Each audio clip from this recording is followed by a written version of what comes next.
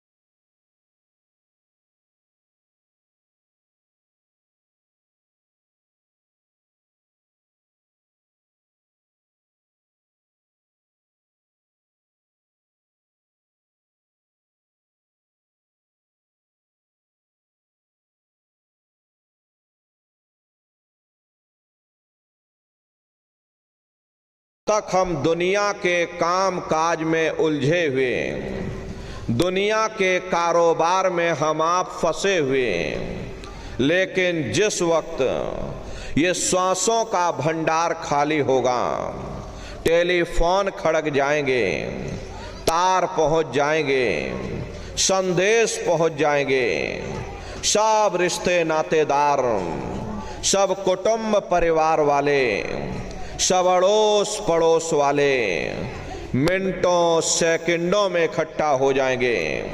प्रेमी भाई बहनों, मामूली कष्ट नहीं होता। मौत के समय में घनघोर पीड़ा होती है। जनमत मरत दुसह दुख हुई। सहजो बाई ने फरमाया है कि सहजो मौत आईया, अंग अंग दिया तोड़, और हिया जरे छाती फटे, उठे पीर घनघोर। गुरु महाराज सत्संग में फरमाते थे कि जैसे 1,00,000 बिच्छू एक साथ मिल करके हमारे शरीर पर डंक मारे, उससे भी लाखों करोड़ों गुना ज्यादा मौत के समय में दर्द होता है। जब मृत्यु आती है तो किस तरह से प्राण निकलते हैं, प्राणों के निकलने की क्या प्रक्रिया होती है, पहले उसे आप अच्छी तरह से समझ लीजिए। सिमटत भास श्वास उठ जावे, और प्राण पति जब सिमट समावे, उस समय हमारी श्वासें रुक जाती, शरीर की चेतना पीछे सिमटने लगती, तो सबसे पहले गुदा चक्र टूटता है। क्योंकि गुदा चक्र में पृथ्वी का वास होता। गुदा चक्र टूट करके ऊपर इंद्रिय चक्र में समा जाता। इंद्रिय चक्र में जल का वास होता, यानी जल ने पृथ्वी को घोल दिया। फिर जब इंद्रिय चक्र टूटेगा तो ऊपर नाभि चक्र में समा जाएगा। नाभि चक्र में अग्नि का वास होता, यानी अग्नि ने फिर जल को सुखा दिया। ये नीचे से सिमटाव होता है, नीचे से ऊपर की ओर सिमटाव होता। फिर जब ये नाभि चक्र टूटेगा तो हृदय चक्र में समा जाएगा। हृदय चक्र में वायु का वास होता, यानी वायु ने अग्नि को अपने में समाहित कर लिया और इस तरह से वायु आकाश में उड़ गई। ये आंखों की पुतलियां ऊपर पलट जाती हैं, मुंह खुला का खुला रह जाता। महात्मा प्रेम से जीवों को समझाते हैं कि भाई जब यह कर्म कला उपजावे और बुद्धि सुरत की आन दबावे, जब यह जीवात्मा पांचों तत्वों को लांग करके जल पृथ्वी अग्नि वायु आकाश पांचों तत्वों को लांग करके ऊपर आती है, तो काल दाढ़ में आन दवानी और जब ढर के नैनन से पानी, जब काल अपने है उस समय नेत्रों से पानी निकलता है। इंद्रियां टूट टूट करके चकनाचूर हो जाती, सब रिश्ते नातेदार खड़े रह जाएंगे। लगे टकटकी दिखे न भाई, वाही समय को करे सहाई। उस समय जीव टकटकी लगाकर देखता है कि कोई मेरी मदद कर दे, कोई मेरी सहायता कर दे, कोई मुझे बचा ले। लेकिन प्रेमी भाई बहनों, सब नात रिश्तेदार भाई बंधु सगे संबंधी खड़े रह जाते हैं, वैद हकीम सब घेरे रह जाते हैं, लेकिन उस समय आपको कोई बचा नहीं पाता। यमदूत आते हैं, प्राणों की डोरी को तोड़ देते और जीवात्मा को खींच करके इस शरीर से बाहर कर दिया जाता। और जैसे ही जीवात्मा शरीर से अलग हुई, ये शरीर हमारा मिट्टी हो जाता। फिर इस मिट्टी को एक रात अपने घर में रखने को कोई तैयार नहीं होता। अरे आपके कितने भी सगे संबंधी क्यों ना हो, खास नात रिश्तेदार क्यों ना हो, लेकिन एक रात कोई घर में मिट्टी रखने के लिए तैयार नहीं होते।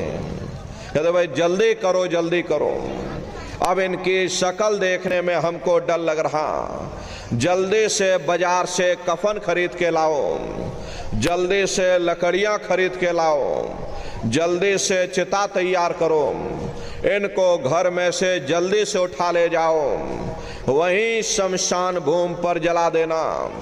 ये जो घर में इनके कपड़े लत्ते पड़े हुए, हर इनके कपड़े लत्ते भी उठा ले जाओ, वहीं शमशान भूमि पर जला देना। जिस बिस्तर पर ये लेटे रहे, ये बिस्तर भी अशुद्ध हो गया। अब इनकी छुई हुई चीज हमको घर में एक नहीं चाहिए, इसलिए इनका बिस्तर भी उठा ले जाओ, वहीं शमशान भूमि पर जला देना। लेकिन उसने कोई सोने की अंगूठी पहनी होगी, गले में कोई सोने की चैन पहनी होगी, उसे धीरे से उतार करके जेब में रख लोगे, बस वही एक अशुद्ध नहीं होगा और बाकी सब अशुद्ध हो जाएगा। अरे महात्मा कहते हैं कि भाई कुटुंब परिवार मतलब काम, बिना धन पास नहीं जाए। ये रिश्ते नातेदार, ये कुटुंब परिवार वाले, ये सब स्वार्थ के संगी साथी हैं। हरे प्रेमी भाई बहनों, आज तुम्हारी जेब में पैसा है तो सब जैसे तैसे तुमसे रिश्तेदारियां कायम कर लेंगे, लेकिन आज जेब खाली हो जाए कोई किसी को याद करने वाला नहीं। 13 दिन बाद 13वीं मना दोगे, लड्डू पूड़ी पकवान बना करके खिला दोगे, फिर जाने वाले को कोई याद नहीं करता। अभी बूढ़े बुजुर्गों से पूछा जाए कि क्या तुमको तुम्हारे माँ बाप की याद आती है, तो कहेंगे भाई नहीं आती। अरे क्यों नहीं आती? तुम्हारे माँ बाप थे, तुमको पाला पोसा बड़ा किया, खुद बेचारे भूखे रहे होंगे, तुम्हारा पेट पाला होगा, तुमको तुम्हारे माँ बाप की याद क्यों नहीं आती? क्योंकि तुम्हारे सामने तुम्हारे लड़के बच्चे हो गए, तुम्हारे नाती पोता पंती और संती हो गए। इसलिए तुम अपने माँ बाप की यादों को धीरे धीरे भूल गए और नई यादों में धीरे धीरे बस गए। ऐसे ही प्रेमी भाई बहनों, एक दिन सब तुमको भी भूल जाएंगे। कोई किसी को याद करने वाला नहीं। ये कहानी तो शमशान भूमि पर समाप्त हो गई। उधर देखो क्या होता, तुम्हारी जीवात्मा को ले जा करके ऊपर धर्मराज की कचहरी में पेश कर दिया जाएगा। वहां पलक झपकते ही तुम्हारे अच्छे और बुरे कर्मों का हिसाब किताब हो जाएगा। धर्मराज तुमको सजा सुना देंगे, ले जाओ इनको फलाने नरक में डाल दो, क्योंकि मैंने इनको मौका दिया था जब ये माँ के गर्भ में उल्टे लटके हुए थे, सिर इनका नीचे था, पैर इनके ऊपर थे।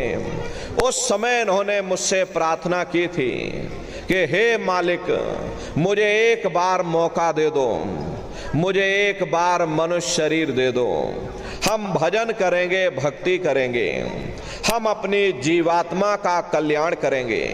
तो मैंने इनकी प्रार्थना को स्वीकार कर लिया और इनको मैंने ये सुंदर सा मनुष्य शरीर दे दिया और कह करके मैंने भेजा था कि भाई ये मनुष्य शरीर ये किराए का मकान है, ये तुम्हारा अपना नहीं है। अगर ये तुम्हारा अपना होता तो हमेशा तुम्हारे पास रहता।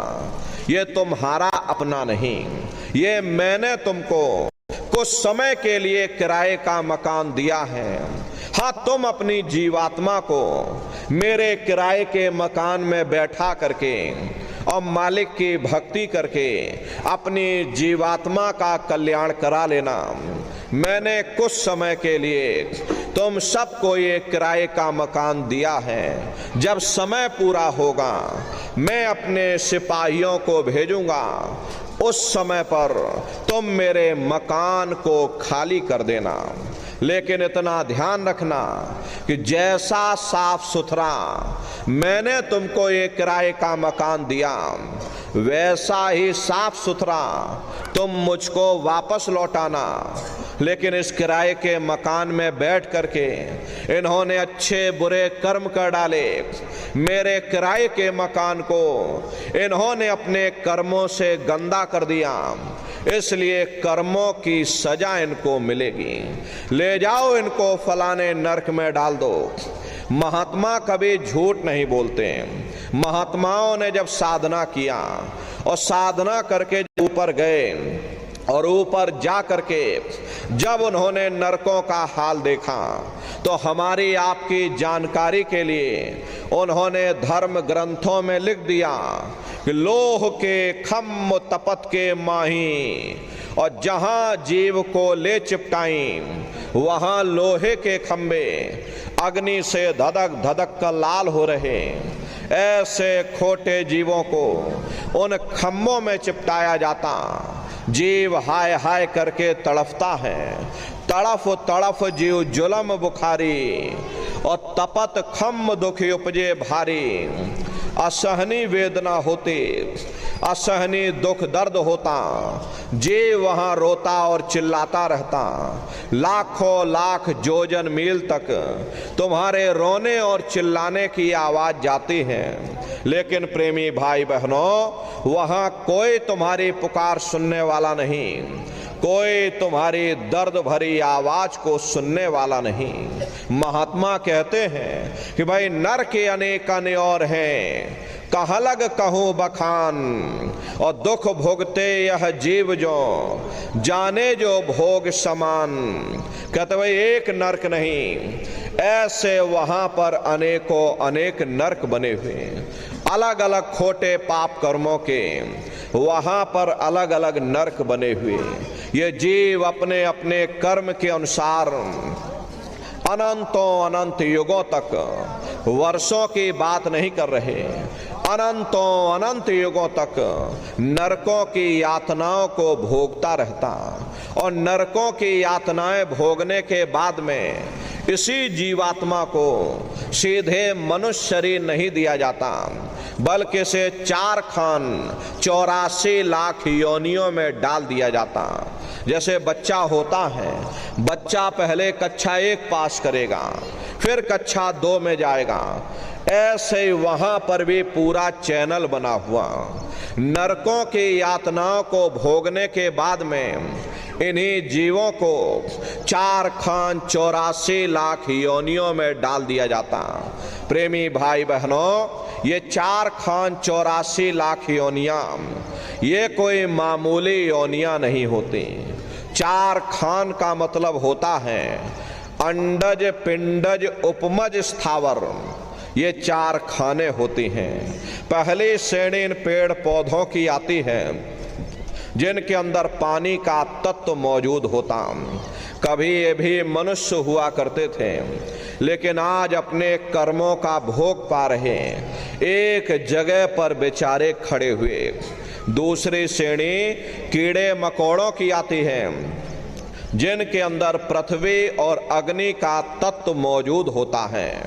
तीसरी श्रेणी पंछियों की आती, चौथी चौपाए जानवरों की आती और 5वीं स्वयं इंसान की आती, जिसके अंदर 5 तत्व जल, पृथ्वी, अग्नि, वायु, आकाश 5 तत्व मौजूद होते हैं। प्रेमी भाई बहनों, ये 4 खाने हैं, इनकी अलग अलग 84 लाख योनियां होती हैं। अब आप पेड़ पौधों को देखिए तो ये नीम का पेड़ अलग है, पीपल का पेड़ अलग है, आम का पेड़ अलग है, छौकर का पेड़ अलग है। ऐसे ही अलग अलग प्रजातियों के कीड़े मकोड़े, अलग अलग प्रजातियों के पशु पक्षी, कुल मिलाकर के 84 लाख योनियां हैं। हम दुनिया के जीवों को नरकों की यातनाएं भोगने के बाद में इन्हीं 84 लाख योनियों में डाल दिया जाता। मामूली कष्ट नहीं होता। अरे हमको आपको गर्मी लग गई तो हम लोग छाया में आ गए, सर्दी लग गई कंबल रजाई ओढ़ लिया, भूख लग गई रोटी खा ली, बीमार हो गए अस्पतालों में चले गए, अपना अपना इलाज करवा लिया। लेकिन देखो उन जानवरों को, क्या गर्मी, क्या सर्दी, क्या बरसात, एक एक रोटी के टुकड़े के लिए बेचारे दर बदर भटकते रहते। किसी का हाथ कट गया, किसी का पैर कट गया, किसी को जीते जी काट डाला, मुर्गी की गर्दन ही मरोड़ डाली। अरे उनको भी दर्द होता है, उनको भी तकलीफ होती। मादा बिच्छू होती है, मादा बिच्छू की मौत कैसे होती? मादा बिच्छू जब अपने बच्चे को जन्म देते हैं तो उसी के बच्चे अपनी भूख को मिटाने के लिए अपनी माँ की पीठ पर चढ़ जाते हैं और उसी के मांस को नोच नोच करके खाते हैं। वो तड़पती रहती है, कराहती रहती है, लेकिन जब तक हड्डी हड्डी न बच जाए उसके बच्चे अपनी माँ की पीठ से नीचे नहीं उतरते हैं। ऐसे न जाने कितने जीव जंतु इस संसार में दुख सह रहे। अरे कई जन्म भय कीट पतंगा, कई जन्म भय मीन कुरंगा, कई जन्म पंखी सर्प होयो, कई जन्म है वर वृक्ष जोयो, मिल जगदीश मिलन की वरिया और चिरंकार यह देश सजरिया। करोड़ों करोड़ युगों से हम आप नरकों की यातनाओं को भोगने के बाद में फिर कभी कीड़े पतंगों की योनि में, कभी पेड़ पौधों की योनि में, तो कभी पशु और पंछियों की योनि में डाले जाते हैं। प्रेमी भाई बहनों, 84 लाख योनियों की सबसे जो आखिरी योनि होती है वो गाय और बैल की योनि होती। गाय स्त्री का रूप लेती है और बैल पुरुष का रूप लेते। ये 84 लाख योनियों की सबसे आखिरी योनि यानी कि अंतिम पायदान होता है। उसके बाद तब जाकर के हम लोगों को दोबारा फिर से मनुष्य शरीर प्राप्त होगा। इसीलिए कहा गया कि बड़े भाग्य मानुष तन पाया, कोट जन्म जब भटका खाया। कोटान कोट जन्म जन्मांतरों तक अलग अलग योनियों में भटकने के बाद में तब बड़े सौभाग्य से हम लोगों को ये मनुष्य शरीर प्राप्त हुआ। बड़े से बड़े देवी देवता भी इस मनुष्य शरीर को पाने के लिए तरसते हैं, क्योंकि उन नरकों से, उन 84 से निकलने का केवल एक ही दरवाजा है, वह केवल मनुष्य का शरीर है। इसी मनुष्य रूपी मंदिर में बैठ करके हम उस परमात्मा की भक्ति कर सकते। इसीलिए संतों महात्माओं ने इस पंच भौतिक शरीर को सच्चा हरि मंदिर कहकर याद किया कि हरि मंदिर यह शरीर है और ज्ञान रतन प्रकट होए। ये असली हरि मंदिर है। जब भी वो परमात्मा मिलेगा इसे हरि मंदिर के अंदर मिलेगा। इसे पंच भौतिक शरीर को गुरु नानक साहब ने नर नारायणी देह कहकर याद किया। ये वो देह है जिसमें नारायण स्वयं विराजमान है। वो नारायण जब भी मिलेंगे तुम्हें तुम्हारे अंदर मिलेंगे। यही कबीर साहब ने लिखा कि जो तिल माही तेल है, जो चकमक में आग, और तेरा साईं तुझ में, और जाग सके तो जाग। जिस तरह से तिल में तेल होता है, पत्थर में अग्नि होती है, ठीक उसी तरह से वो मालिक हर एक के घट घट में, हर एक के वजूद के अंदर बैठा हुआ। यही आपके धर्म पुस्तकों में भी लिखा है कि अरे मोको का धूड़े रे बंदे, मैं तो तेरे पास में, और ना तीरथ में ना मूरत में, मैं तो हूँ विश्वास में। ना मैं तीरथ में मिलूंगा, ना मैं मूरत में मिलूंगा, ना मैं अन्य किसी कर्म कांड में मिलूंगा, ना मैं ग्रंथों में मिलूंगा, ना मैं पोथियों में मिलूंगा, ना मैं किताबों में मिलूंगा। चाहे सारी उम्र बैठ करके तुम किताबें पढ़ते रहो, अरे मैं जब भी मिलूंगा तो मैं तुम्हारे अंदर मिलूंगा। प्रेमी भाई बहनों, बड़ी सीधी सी बात है कि अगर खाना बनाने की किताब सारी उम्र बैठ करके पढ़ते रहोगे कि भाई खाना ऐसे बनता है और खाना वैसे बनता है, खाने में नमक डाला जाता है और खाने में तेल डाला जाता है, तो कभी तुम्हारा पेट नहीं भर सकता। जब तक आप खाना बनाओगे नहीं, उसे स्वयं खाओगे नहीं, कभी तुम्हारा पेट नहीं भर सकता। हम वेदों की निंदा नहीं करते, हम ग्रंथों की निंदा नहीं करते, हम गीता, कुरान और बाइबल की निंदा नहीं करते। अरे वेद, शास्त्र, गीता, कुरान, बाइबल कहती है कि भाई मनुष्य के अंदर अंड खंड ब्रह्मांड है, स्वयं वो परमात्मा इसके अंदर बैठा हुआ। चलो अंदर चलो, अंदर चल करके उस परमात्मा का दर्शन दीदार करो। अब सवाल तो ये उठता है, भाई आखिर हम अपने अंदर जा करके उस परमात्मा का दर्शन कैसे करेंगे? तो इसके लिए संतों महात्माओं ने केवल 3 साधन बताए। साधन 3 सार्यन वर्णे, और साधन सब थोथे मान। इस कलयुग में उस मालिक को पाने के लिए महात्माओं ने केवल 3 साधना बताई। पहला है सुमरन, दूसरा है ध्यान, और तीसरा है भजन। सुमरन कहते हैं मालिक को याद करना, ध्यान कहते हैं दृष्टि को एकाग्र करना, और भजन कहते हैं कान में उंगली डाल करके उस शब्द को सुनना, उस नाम को सुनना, उस देववाणी आकाशवाणी को सुनना जो 24 घंटे तुम्हारे अंदर गूंज रही। प्रेमी भाई बहनों, ये सुरत शब्द नाम योग की साधना है।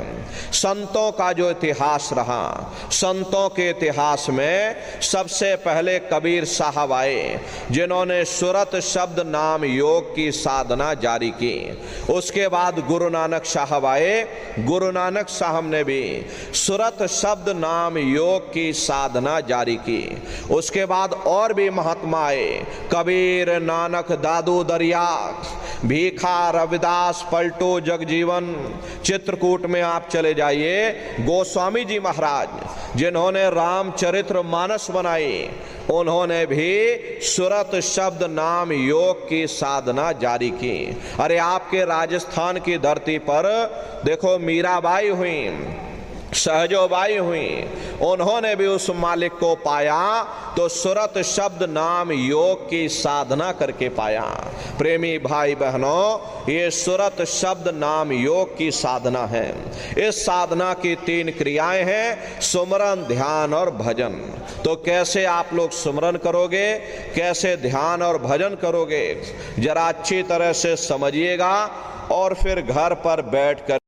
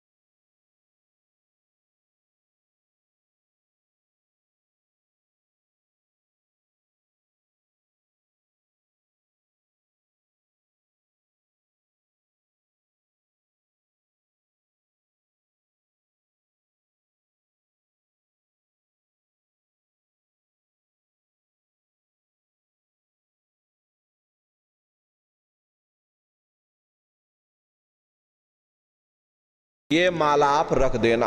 प्रेमी भाई बहनों, ये जय गुरुदेव नाम किसी साधारण इंसान का नाम नहीं, ये स्वयं उस अनामी महाप्रभु का नाम है। समय समय पर संत महात्मा अपने अपने समय पर आकर के अपनी साधना के द्वारा उस मालिक के नाम को जगाते हैं, उस मालिक के नाम को सिद्ध करते हैं। जैसे कबीर साहब आए, उन्होंने साहिब नाम सिद्ध किया। गुरु नानक साहब आए, उन्होंने वाहे गुरु नाम सिद्ध किया। गोस्वामी जी महाराज आए, उन्होंने राम नाम सिद्ध किया। मीराबाई आई, उन्होंने गिरधर नाम सिद्ध किया। इसी तरह से हमारे गुरु महाराज जय गुरुदेव नाम सिद्ध करके गए। जय गुरुदेव नाम का जहाज लगा कर गए। अगर इस जहाज पर सारी दुनिया बैठेगी, ये जहाज सारी दुनिया को पार करेगा। एक है साध है सब सद है, और सब साध है सब जाए। पहले अपने गुरु की उंगली पकड़ लो, क्योंकि गुरु गोविंद दो खड़े काके लागो पाई, और बलिहारी गुरु आपने जिन गोविंद दियो बताई।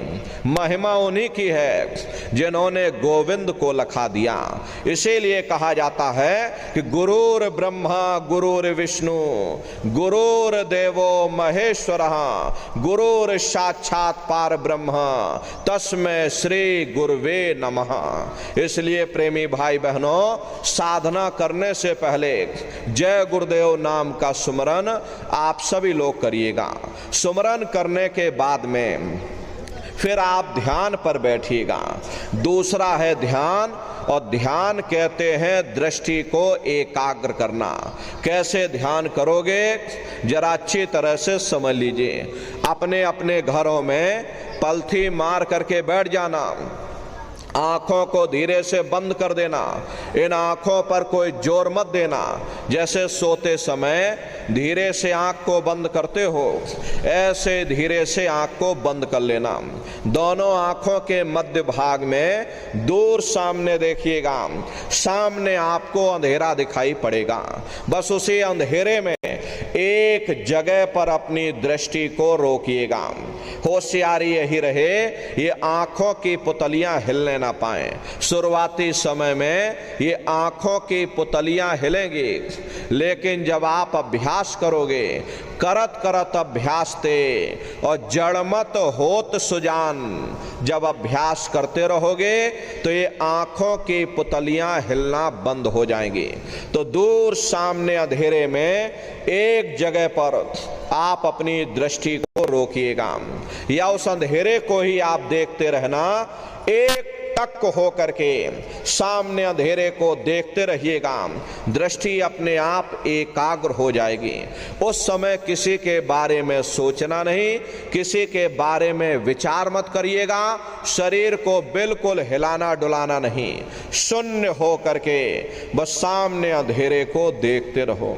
देखते देखते देखते देखते आपकी दृष्टि अंधेरे में एकाग्र हो जाएगी और जैसे ही आपकी दृष्टि उस अंधेरे में एकाग्र होगी तो सुई की नोक के बराबर काले में भी काला बिंदु, बड़ा चमकीला बिंदु होगा, तारे की तरह चमचम चमचम चमकेगा, वो सामने आपको अंतर में दिखाई देगा।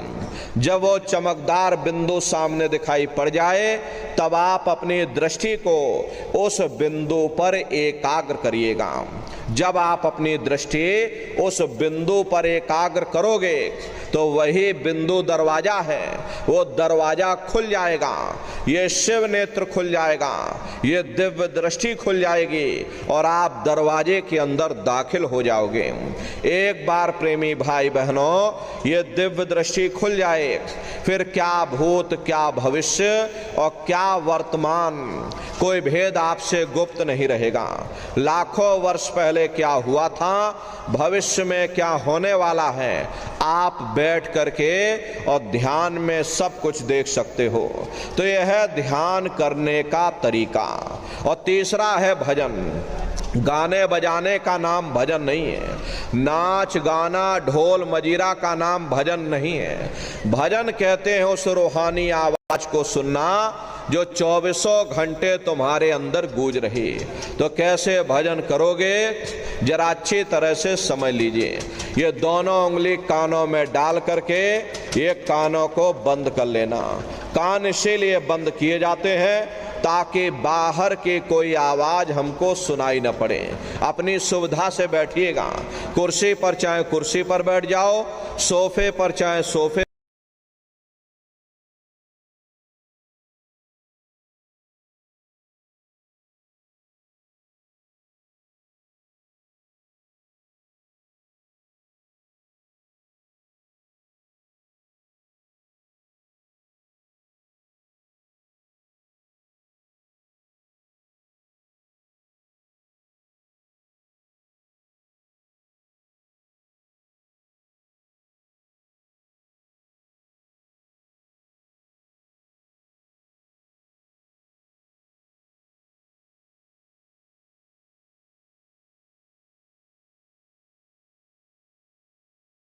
सुनाओ। यानी पहले अपनी आंख को बंद करो, अपने मुख को बंद करो, दोनों उंगली कानों में डाल करके ये कानों को बंद कर लेना और ऊंचे से ऊंचा ध्यान दे करके उस आवाज को सुनने की कोशिश करो। प्रेमी भाई बहनों, जब आप अपने कानों को बंद करके ऊंचा ध्यान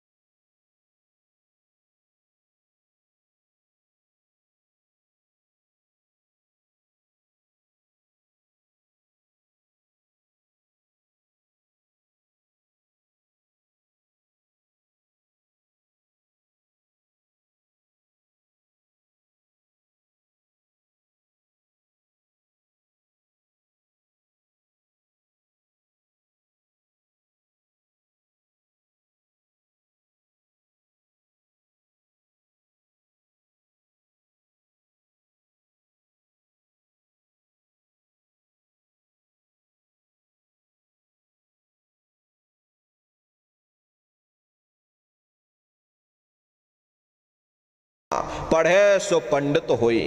दुनिया वाले कहते हैं कि 2.5 अक्षर का मतलब प्रेम है। प्रेम नहीं है, प्रेम में तो मात्रा लगी हुई। यहाँ पर जिस 2.5 अक्षर का वर्णन उन महात्माओं ने किया वो है शब्द शा आदा बा और दा। उसे शब्द को महात्माओं ने नाम कहा। कलयुग केवल नाम यधारा, सुमिर सुमिर नर उतरहि पारा। कलयुग में केवल नाम का आधार है। वो नाम तुम्हारे अंदर 24 घंटे गूंज रहा, वो आपको सुनाई पड़ेगा। प्रेमी भाई बहनों, जब घंटे शंख की आवाज आपको सुनाई पड़ने लग जाए तब आप उस आवाज को पकड़ लेना, उसको सुनने लग जाना। जब आप उसको सुनने लग जाओगे तो वो आवाज धीरे धीरे बढ़ना शुरू होगी और बढ़ते बढ़ते इस कदर बढ़ेगी कि आपके रोम रोम में घंटे और शंख की आवाज गूंजने लग जाएगी। बड़ी घनघोर आवाज होती है, बड़ी मधुर वो आवाज होती। अरे दुनिया के संगीत कुछ नहीं है। जब आप उस रूहानी संगीत को सुनोगे इतना भारी आनंद आपके ऊपर छा जाएगा, इतनी खुशी आपको होगी।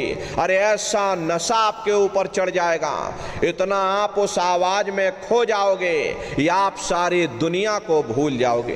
प्रेमी भाई बहनों, शंकर भगवान को वही नशा चढ़ा था। शंकर भगवान कोई गांजा भांग नहीं पीते थे।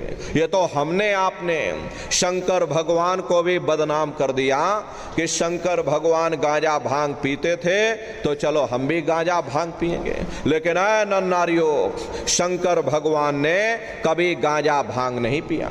शंकर भगवान जिस नशे में लीन रहते थे वो नाम का नशा था, वो ध्यान का नशा था, वो भक्ति का नशा था। जब आप उस आवाज को सुनोगे तो आपको भी वो नशा चढ़ जाएगा, क्योंकि उस आवाज में चुंबक है। जब आप उस आवाज को सुनोगे तो वो आवाज आपको अपनी ओर खींचेगी और जब खिंचाव होगा तो जीवात्मा का फैला हुआ प्रकाश ये 9 दरवाजों से सिमटने लगेगा। 9 दरवाजे कौन कौन से हैं? देखो प्रेमी भाई बहनों, अच्छी तरह से समझिएगा, ये बहुत बड़ा विज्ञान है। दुनिया का विज्ञान जब समाप्त हो जाएगा तो ये विज्ञान प्रारंभ होगा। तो 9 दरवाजे कौन कौन से हैं? 2 आंख, 2 कान, 2 नाक के सुराख, 1 मुंह और 2 मलमूत्र का रास्ता। ये शरीर के 9 दरवाजे हैं। सबसे पहला दरवाजा गुदा चक्र आता है। गुदा चक्र में गणेश जी वास करते हैं। गणेश जी वहाँ के मालिक हैं। ये 4 दल का कवल है। यहाँ पर पृथ्वी तत्व पाया जाता। उसके ऊपर इंद्रिय चक्र आता है। इंद्रिय चक्र में ब्रह्मा जी वास करते हैं। ये 6 दल का कवल है। यहाँ पर जल तत्व पाया जाता। उसके ऊपर ये नाभि चक्र आता। नाभि चक्र में विष्णु जी वास करते। ये 8 दल का कवल है। यहाँ पर अग्नि तत्व पाया जाता।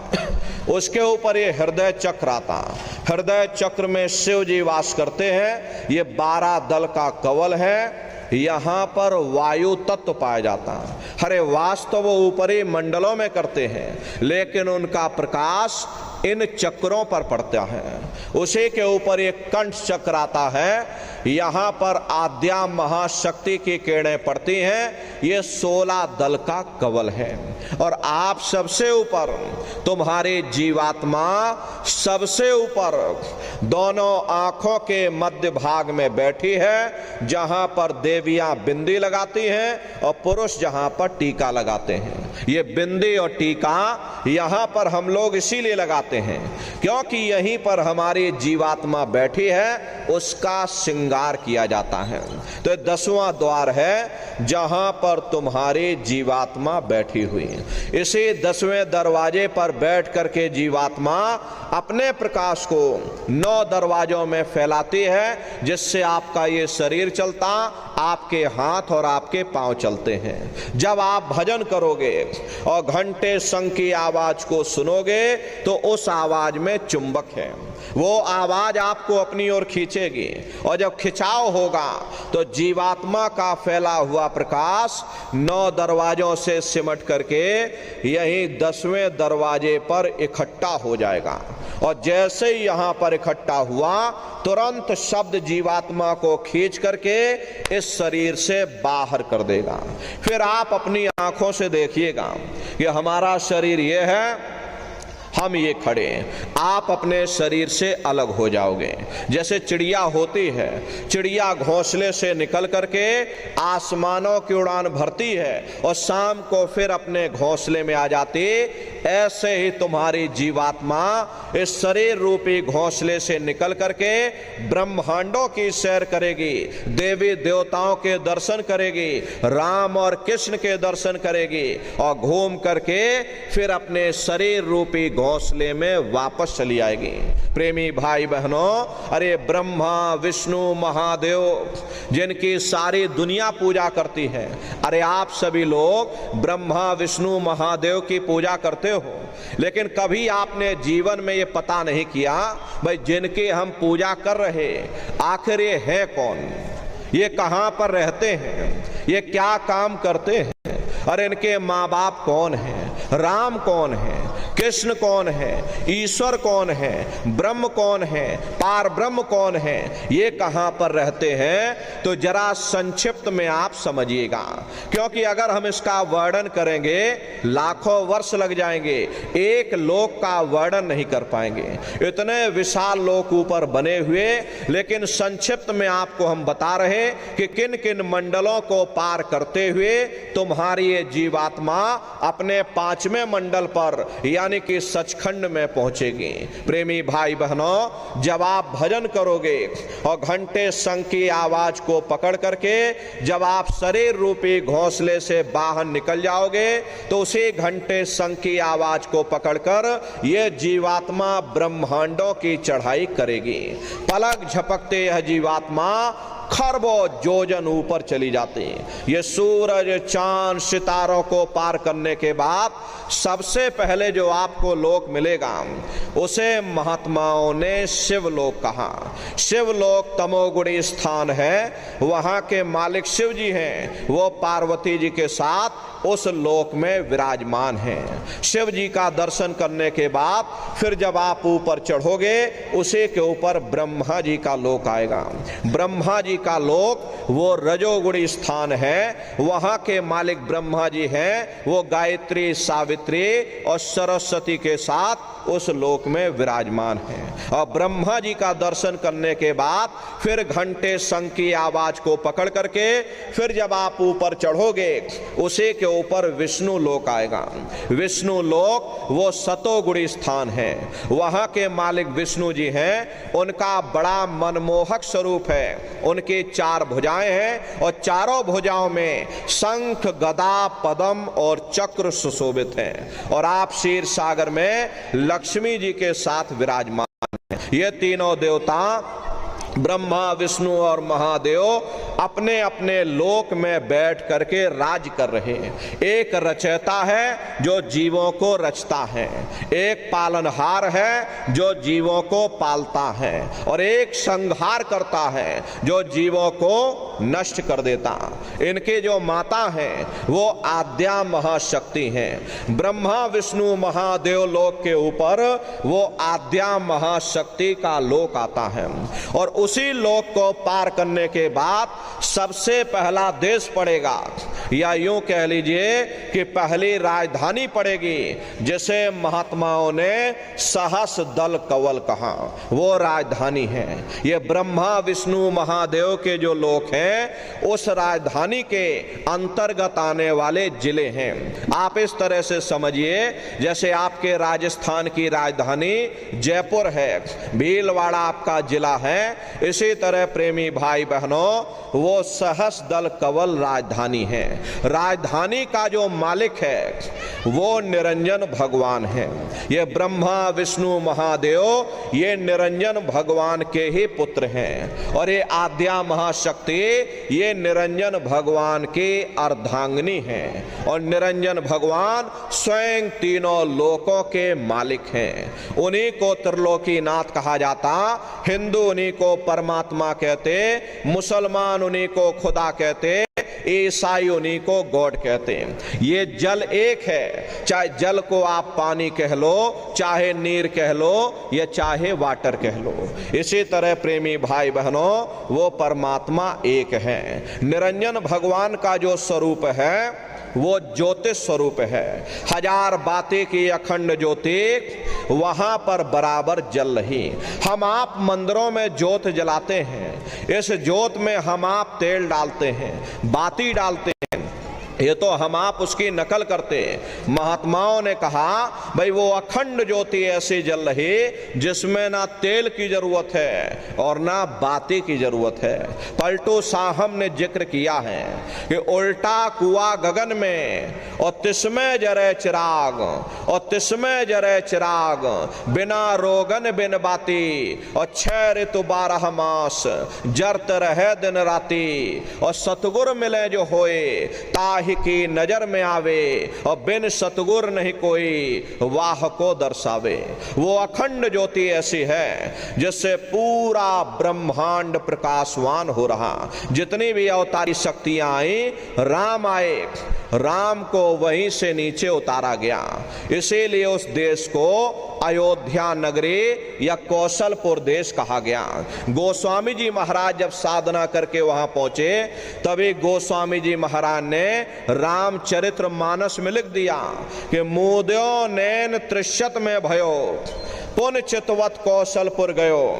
जब मैंने अपने बाहर की आंख बंद की, मेरे अंतर की आंख खुल गई, और मैं क्या देख रहा हूं, मैं कौशलपुर देश में पहुंच गया। मोह विलोक राम मुस्काई, मुझे देख करके राम भगवान प्रसन्न हो गए। उन्होंने ऊपर जाने का मुझे रास्ता दे दिया। मैं ऊपर जा करके क्या देख रहा हूं कि उधर माज सुन अंडज राया, देखें बहु ब्रह्मांड निकाया, अति विचित्र ताहलोक अनेका, रचना अधिक एक तेका। विचित्र विचित्र भांत के वहां पर लोग बने हुए, एक से सुंदर एक सोने के महल वहां बने जिनकी शोभा अवर्णीय है। प्रेमी भाई बहनों वो राम भगवान का देश है, वो असली अयोध्या नगरी है। प्रेमी भाई बहनों जब आप वहां पहुंचोगे, वहां की रचनाओं को देखोगे, देखते ही रह जाओगे। ये क्या ईश्वर की लीला है, कैसे उसकी कारीगरी है, अनंत उसकी सत्ता है, अनंत ही उसका प्रकाश है। हरे नर नारियों उसी आनंद को पा करके बड़े बड़े राजे महाराजाओं ने अपने राज काज पर ठोकरें मार दी और जंगलों में जा करके नंगे हो करके नाचने लगे। मीराबाई को जब ये दौलत मिल गई, मीराबाई ने राजपाट छोड़ दिया। मीराबाई कहने लगी मैं मिल जाए पाए पीऊ अपना, तब मेरे पीर बुझानी, और मीरा सुरत शब्द सहलानी। कबीर साहब को जब ये दौलत मिल गई और अन्य महात्माओं को जब ये दौलत मिल गई, उन्होंने कलम तोड़ करके लिख दिया, ये अचरज देखा भारी साधो, अचरज देखा भारी रे, और बिना बजाए निस्दिन बाजे, घंटा शंख नगारी रे, और बहरा सुन सुन मस्त होते हैं, तन की खबर बिसारी रे, और बिन भूमि के महल बना है, तामे ज्योति उजारी रे, और अंधा देख देख सुख पावे, बात बतावे सारी रे, और जीता मरकर फिर जी जावे, बिन भोजन बलधारी रे, और ब्रह्मानंद संत जन बिरला, कोई समझे बात हमारी रे। प्रेमी भाई बहनों, वो राम भगवान का देश है, वो असली अयोध्या नगरी है। राम जी का दर्शन करने के बाद फिर तुम्हारी ये जीवात्मा दूसरे मंडल के शब्द को पकड़ करके दूसरे मंडल की चढ़ाई करेगी। शाम तज श्वेत को गहना, सुरत को तान धुन सुनना, और बंक के द्वार धस बैठो और त्रिकुटी जाए कर लेना। उसी के ऊपर दूसरा देश आता है जैसे महात्माओं ने त्रिकुटी देश कहा। वहां के जो मालिक हैं वो ब्रह्म हैं, वहीं से मन और माया की उत्पत्ति हुई। वहीं से तीन गुण, रजोगुण, तमोगुण, सतोगुण, तीनों गुणों की उत्पत्ति वहीं से हुई। ये जो आपके वेद हैं, वेदों को सारी दुनिया पढ़ती है, वेदों की भी उत्पत्ति उसी स्थान से हुई है। महात्मा कहते हैं कि त्रिकुटी महल में विद्या सारा, घन हर गरजे बजे नगारा, और लाल वरन सूरज उजियारा। वहां पर दो धुने, बादलों की गर्जन और मृदंग की आवाज उस लोक में गूंजती रहती है। जैसे राम भगवान के देश में घंटे और शंख की आवाज होती है, उसी तरह से ब्रह्म के देश में बादलों की गर्जन और मृदंग वहां पर बजता रहता। ओम का जाप बराबर वहां होता रहता। ब्रह्म का जो स्वरूप है लाल वरण सूरज उजियारा। ये सूरज कुछ नहीं है, ऐसे लाखों लाख सूर्य इकट्ठे करोगे तो वहां का एक सूर्य बनेगा। प्रेमी भाई बहनों, अरे ब्रह्म का जो स्वरूप है वो सुबह के लाल सूर्य के समान है, इसीलिए वहां का पूरा ब्रह्मांड लाल है। जहां तक आपकी निगाह जाएगी ब्रह्म देश में चारों तरफ आपको लाल ही लाल नजर आएगा। महात्मा जब साधना करके वहां पहुंचे तभी महात्माओं ने लिख दिया, लाली मेरे लाल की जित देखो तो लाल, और लाली देखन में गई और मैं भी हो गई लाल। वो पूरा ब्रह्मांड ही लाल है। तो जितने साधक वहां पहुंच जाते हैं उन सभी को योगेश्वर कहा जाता है। जैसे व्यास जी हुए, वशिष्ठ जी हुए, वाल्मीकि जी हुए, इन सब की पहुंच वहीं तक थी। इसीलिए कहा गया कि वाल्मीकि भय ब्रह्म समाना। जब इनकी जीवात्मा वहां पहुंची और जब इन्होंने ब्रह्म का दर्शन किया तो इनका स्वरूप भी ब्रह्म के समान यानी कि ब्रह्म स्वरूप हो गया। तो जितने साधक वहां पहुंच जाते हैं उन सभी को योगेश्वर कहा जाता। योगेश्वर भगवान श्री कृष्ण उसी देश में वास करते हैं। जो ब्रह्म देश है वो श्री कृष्ण भगवान का ही देश है और श्री कृष्ण भगवान वहीं पर रहते हैं। ये बाहर की जन्माष्टमी नहीं है जो आप लोग मनाते हो, अरे ये तो आप नकल करते हो। महात्माओं ने कहा था भाई सही मायने में तुम जन्माष्टमी कब मनाओगे? जब तुम्हारी ये जीवात्मा पांच तत्व जल पृथ्वी अग्नि वायु आकाश और तीन गुण रजोगुण तमोगुण सतोगुण, पांच तत्व और तीन गुणों से परे होकर के ब्रह्म देश में पहुंच करके जब कृष्ण भगवान का दर्शन कर लोगे तब सही मायने में जन्म अष्टमी मनाई जाएगी। वहां कृष्ण भगवान का दर्शन करने के बाद फिर तुम्हारी ये जीवात्मा तीसरे मंडल के शब्द को पकड़ करके तीसरे मंडल की चढ़ाई करेगी। आगे पहुंची सुन झंकार, ररंकार धुन सुनी पुकार, आगे श्वेत सुन है भाई और मान सरोवर पैठ नहाई। उसी के ऊपर तीसरा देश आता जिसे महात्माओं ने शून्य देश कहा, उसी को रारंग देश कहा जाता, उसी को अक्षर और नेति कहा जाता। वहां के जो मालिक हैं वो रारंग पुरुष यानी कि पार ब्रह्म पुरुष हैं। वहां किंगरी और सारंगी दो धुनें उस लोक में गूंजती रहती। पार ब्रह्म पुरुष का जो स्वरूप है वो पूर्णमासी के चंद्रमा के समान बड़ा ही मनमोहक स्वरूप है। इसी स्थान पर प्रेमी भाई बहनों एक बहुत अमृत का सरोवर बना है जिसे महात्माओं ने मान सरोवर कहा। जब तुम्हारी ये जीवात्मा उस मान सरोवर में स्नान कर लेगी तो जन्म जन्मांतरों के मैले पाप कर्म साफ हो जाएंगे। अरे यहाँ के पानी से तुम्हारे कर्मों की सफाई नहीं होने वाली। ये बाहर का पानी तुम्हारे शरीर के मैल को धो सकता, लेकिन जो पापों का मैल है, जो अंतःकरण में कर्मों की गंदगी जमा, वो जब साफ होगी जब आप तीसरे मंडल पर पहुंच करके उस गंगा में डुबकी लगाओगे। उसमें स्नान करने के बाद ये जीवात्मा हंस रूप हो जाती है।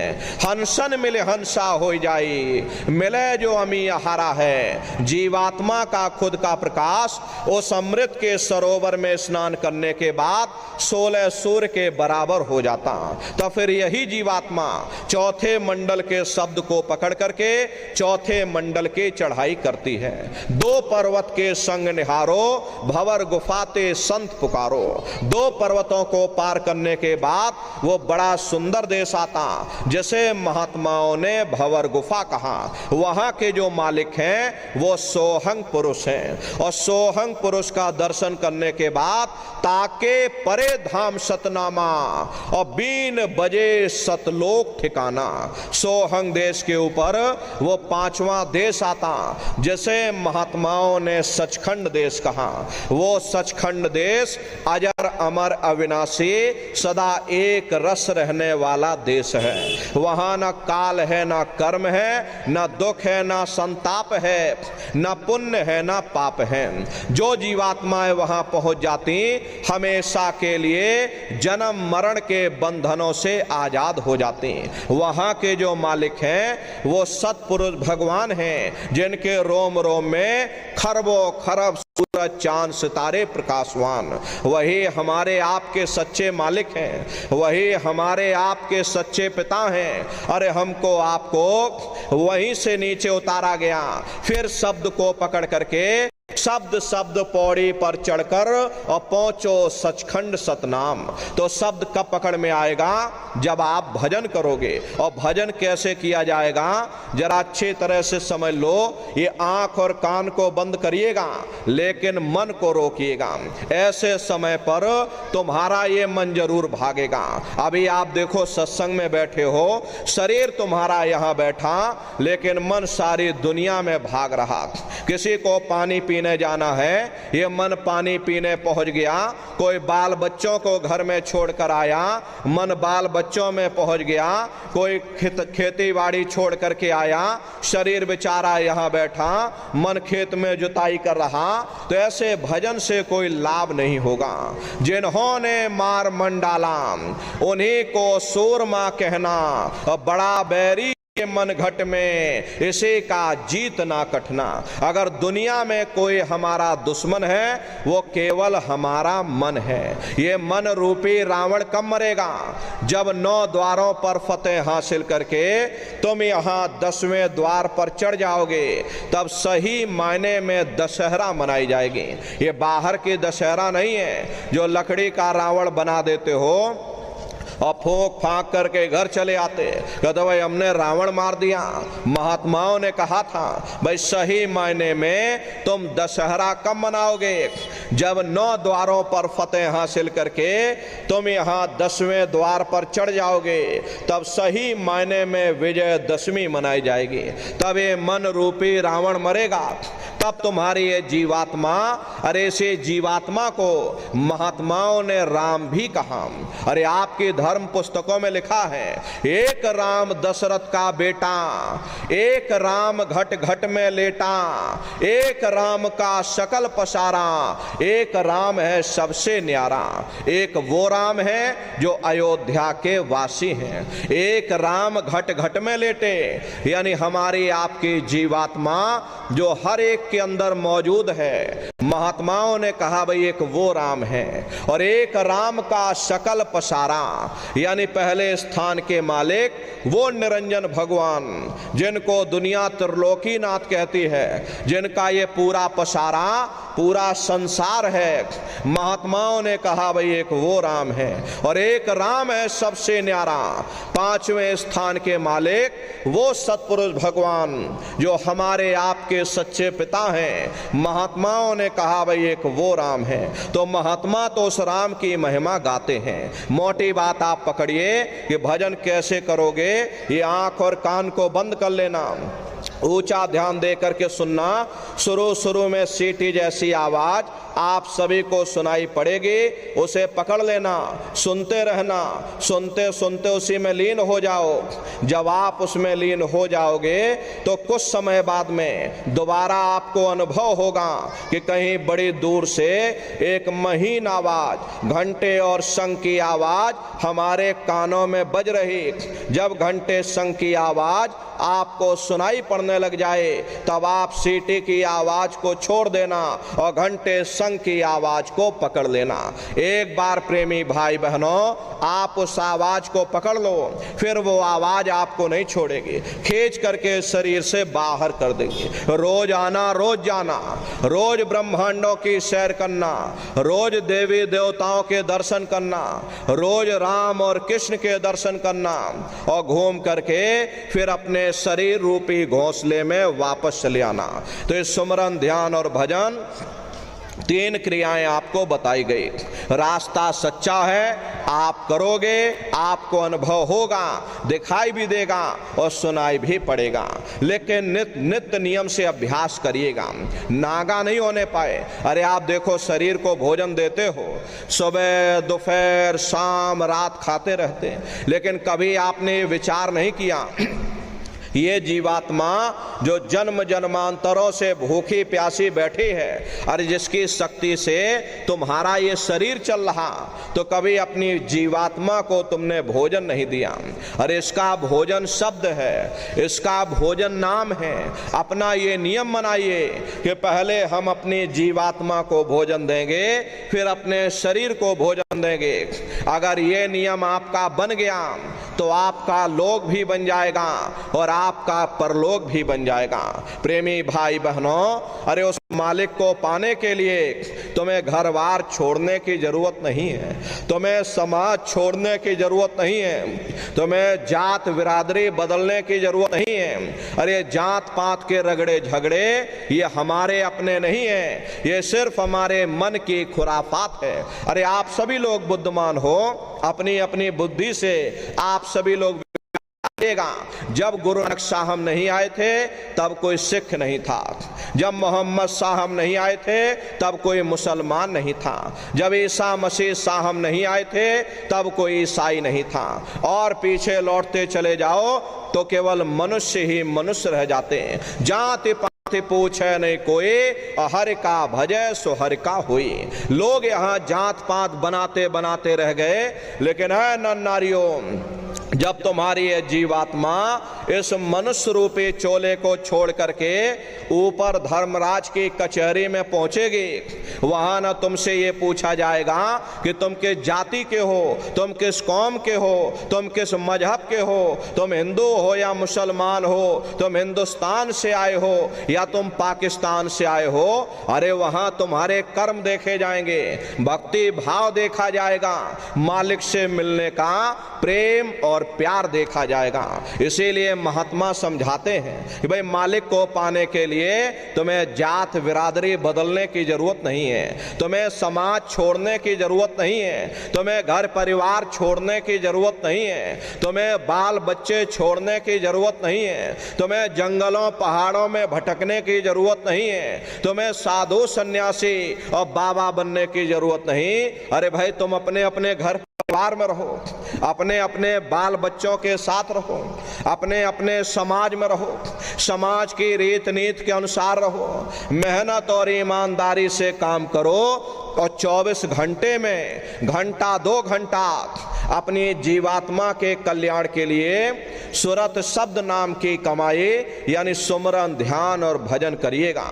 प्रेमी भाई बहनों, यही दौलत तुम्हारे काम आएगी, बाकी सब यहीं पड़ा रह जाएगा। सोए की एक नौक भी तुम्हारे साथ में जाने वाली नहीं है। अरे बड़े बड़े राजे महाराजे आए, सारी जिंदगी उन्होंने ये किला बनाते बनाते गुजार दिया। आज उनके किलों को जाकर देखिए, आज खंडहर बने पड़े हुए। विश्व विजेता सिकंदर सारी दुनिया पर राज करने का ख्वाब देखता था, वो भी मुट्ठी खोल करके चला गया। कोई क्या साथ लेकर के जाएगा? जो चीज तुम्हारे साथ में जाने वाली है वो केवल परमात्मा की भक्ति है। इसलिए प्रेमी भाई बहनों, वो दौलत कमा लो जो अंत समय में तुम्हारे काम आवे, वरना ये समय तुम्हारा निकलता जा रहा, ये श्वासों की पूंजी दिन प्रतिदिन कम होती जा रही। एक समय ऐसा आएगा ये बुलबुला तुम्हारा फूट जाएगा, फिर ना जाने दोबारा ये मनुष्य शरीर तुमको मिले ना मिले। अरे भटकते रह जाओगे युगों युगों के लिए नरकों और चौरासियों में। इसलिए प्रेमी भाई बहनों, अहो भाग्य है आपका, आपको ये मनुष्य शरीर मिल गया। इस मनुष्य रूपी मंदिर में बैठ करके वो आत्मधन कमा लो, वो रूहानी खजाना कमा लो, जिससे तुम्हारी जीवात्मा का कल्याण हो जावे। तो सुमरन, ध्यान और भजन नित्य नियम से आप करिएगा। और देखो प्रेमी भाई बहनों, सभी लोग शाकाहारी रहना, क्योंकि हमारे गुरु महाराज ने शाकाहार पर विशेष जोर दिया। गुरु महाराज हमारे कहते थे कि बच्चे बच्चियों, तुम लोग शाकाहारी रहना, शाकाहार का प्रचार करते रहना, इसी से देश और दुनिया में भारी परिवर्तन होगा। हरे नर नारियों, परिवर्तन कोई कानून बनाने से नहीं होता, परिवर्तन कोई आंदोलन करने से नहीं होता, परिवर्तन कोई तोड़फोड़ करने से नहीं होता। परिवर्तन तब होता है जब लोगों के विचार बदलते हैं, लोगों की भावनाएं बदलती हैं। और विचार जब बदलेंगे जब लोगों का खान पान शुद्ध होगा। अरे देसी कहावत है, जैसा खाए अन्न वैसा होए मन। जब इंसान पशुव्रती भोजन करेगा तो उसकी बुद्धि स्वतः ही पशुओं जैसी हो जाएगी, सोच विचार उसका चिंतन स्वतः ही पशुओं जैसा हो जाएगा। फिर जिस शराब के नशे में माँ बहन बेटी की पहचान खत्म हो जाए, उस शराब को पी करके यह कैसे पता चलेगा कि क्या अच्छा और क्या बुरा है। यही कारण है कि आज घर समाज में ये दुनिया भर के अत्याचार और दुनिया भर के व्यभिचार फैले हुए। अरे हम लोग मंदिर बनवाते हैं, उन मंदिरों में नहा धो करके जाते, कहते भाई परमात्मा के रहने की जगह है, हमको नहा धो करके जाना चाहिए, फूल अगरबत्ती ले जाना चाहिए। कोई उन मंदिरों में कूड़ा कचरा नहीं डालता। अगर कूड़ा कचरा डालोगे तो आपस में लाठियां चल जाएंगी। फिर ये जो हरि मंदिर है, ये पंच भौतिक शरीर जिसे महात्माओं ने हरि मंदिर कहा, इसमें तुम हाड़ मांस के लोथड़े डालते हो, इसमें तुम शराब के कतरे डालते हो। अरे अपने बनाए हुए मंदिर की आप कद्र करोगे और परमात्मा के बनाए हुए इस हरि मंदिर को तुमने जीते जी कब्रिस्तान बना दिया तो सख्त सजा मिलेगी। अरे महात्माओं ने लिखा है, तिल भर मच्छी खाई के कोट गौ दे दान और काशी करवट जा मरे निश्चय नरक निदान। यदि तिल भर भी मच्छी खा करके फिर चाहे कोटान कोट गौओं का दान करो और काशी में जा करके मत्था रगड़ते रगड़ते अपनी पूरी जिंदगी वहां गुजार दो, फिर भी तुमको तुम्हारे गुनाहों की सजा मिलेगी, कोई बच नहीं सकता। क्योंकि एक कर्म भूमि है, यहाँ तुम जैसा कर्म करोगे वैसा फल तुमको मिलेगा। देखिए इस कर्म भूमि पर कृष्ण भगवान तक नहीं बच पाए। उस समय बाली को छिप करके बाण मारा था, वही बाली कृष्ण अवतार में बहेलिया बन करके आ गया। कृष्ण भगवान के पैरों में पद्म चमकता था, हिरण की आंख समझ करके अब बहेलिये ने निशाना मार दिया और जब पास में आकर के देखा कृष्ण भगवान थे। अफसोस करने लगे, लेकिन कृष्ण भगवान ने उसको समझाया, इसमें तुम्हारा कोई दोष नहीं, उस समय हमने तुमको मारा, आज तुमने हमको मार दिया, हमारा तुम्हारा अदला बदला पूरा हो गया। कर्म प्रधान विश्व रच राखा और जो जस करे सो तस फल चाखा। ये कर्मों का ऐसा देश है, यहाँ तुम जैसे बीज बोगे वैसे ही फसल काटोगे। इसलिए प्रेमी भाई बहनों, आपसे हमारी प्रार्थना है कि आप लोग शाकाहारी रहिएगा। कोई ऐसा नशा मत करना जिससे बुद्धि तुम्हारी पागल हो जाए और घर में माँ बहन बेटी की पहचान खो दो।